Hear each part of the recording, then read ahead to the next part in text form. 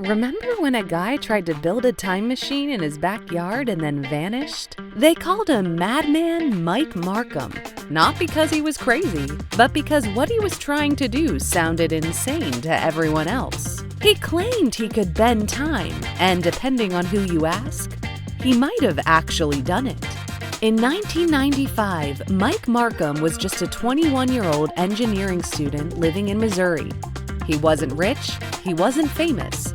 He didn't even finish school, but he was obsessed with the idea of time travel. It all started with an experiment. Mike was tinkering with a device called a Jacob's ladder, basically two wires that produce an arc of electricity. You've probably seen it in mad scientist movies. Sparky, noisy, the whole Frankenstein vibe.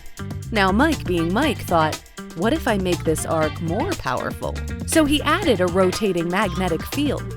He claims that when he did, something bizarre happened. A small object, which he said was a sheet metal screw, disappeared in the energy field and then reappeared a few feet away, several seconds later. That's when he got the idea.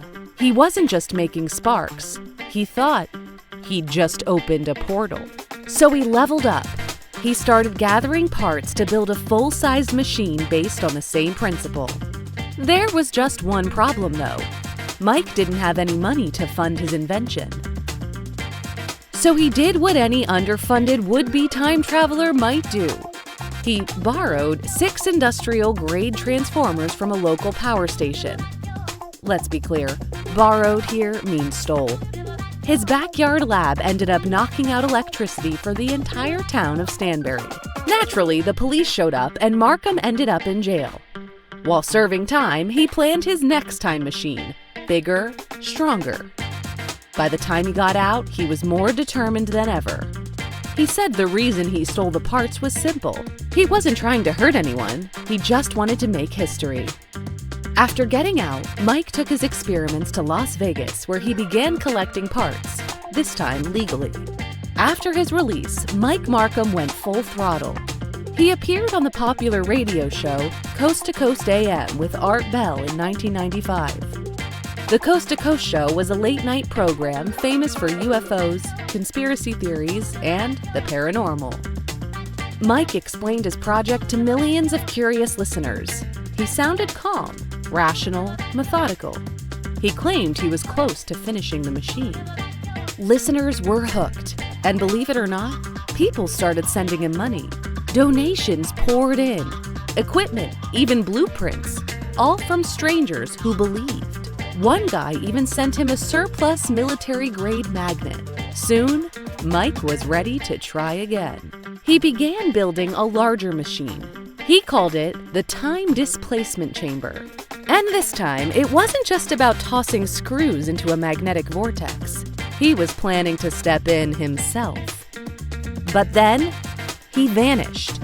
Seriously.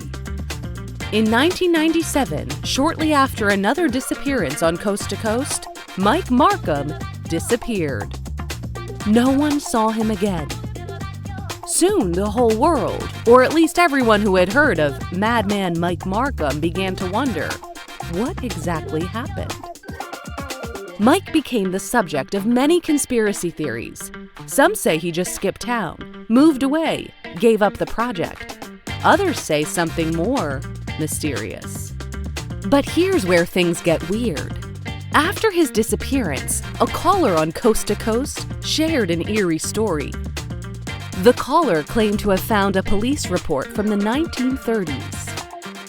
It described an unidentified man found dead in the middle of a field, crushed to death. He was wearing strange, futuristic clothing, and get this, he had a device in his pocket, like a cell phone from the 1990s, which would have been pretty impressive considering cell phones didn't exist in the 1930s. And the name on the case file? Mike M. Now hold up. This sounds like a sci-fi movie plot, right? Well, yes it does. And a lot of people think that's exactly what it is. Skeptics say Mike Marcum probably just moved away quietly, changed his name, started a new life far from the weirdness. Others say he faked it all, that it was just a stunt for attention. But there's a twist. Art Bell, the same host who interviewed him on the Coast to Coast AM show, tracked him down again for another interview, this time on Midnight in the Desert. And what Mike claimed next? Wild. He said he did travel in time, 2 years into the future, 800 miles away. According to Mike, he landed near Fairfield, Ohio, with no memory of who he was. He was homeless, living in a shelter, slowly recovering his memories like his name, social security number, and eventually, his past. No ID, no money. Just a foggy sense that he had built something dangerous. But here's where things get tricky. The Missouri State Highway Patrol had no record of him being reported missing. No one officially reported that he was gone.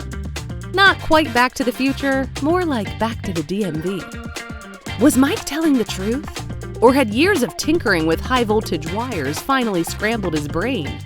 Maybe both. Even now, Mike Marcum is something of an internet mystery. You'll find YouTube endless rabbit holes, deep dive podcasts, and clickbait articles trying to piece together his story. The truth is, we may never know. Maybe he bent time, maybe he just broke the rules. Or maybe the real Mike Marcum is still out there, watching this, waiting for the right moment to return. Or has he already? If you could time travel like Marcus, what nostalgic things would you bring back? Your favorite childhood toy? New episodes of your favorite cartoon? A restaurant? The 90s may be behind us, but the mysteries of these vanished characters continue to spark curiosity and debate. Whether intentional plot twists or forgotten storylines, they've left an undeniable mark on television history. One thing's for sure, some mysteries are destined to remain unsolved, keeping us forever intrigued. Do you know of any other TV character disappearances? Before modern technology, automation, and stricter labor laws, people took on professions that most of us wouldn't dare consider today. From jobs which involved licking radioactive materials to the ones where you literally had to keep the dead from rising. In today's video, we are counting down the most epic differences between growing up in the 1980s and growing up today. From the fun of riding bikes to school to piling into a car with your friends without buckling in, you're about to learn how we survived in the 1980s without having access to smartphones or the internet. Who didn't make a mixtape for their crush or some other special someone as a romantic gesture? 80s kids were constantly blowing up radio station call lines just to put in a specific song request. If you were making a mixtape for that special someone and needed a specific song, let us know in the comments below.